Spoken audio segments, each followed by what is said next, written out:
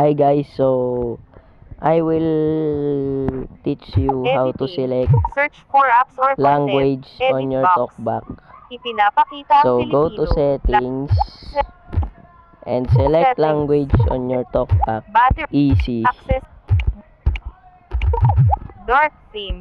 Text to speech output. Text-to-speech output. Then go to languages. Language. Finnish. Finland. And French.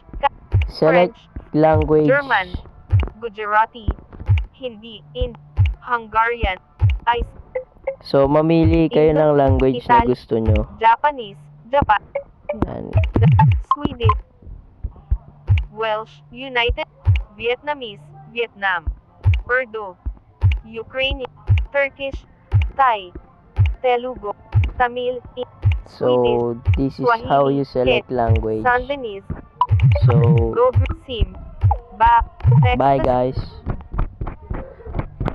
Notification shade.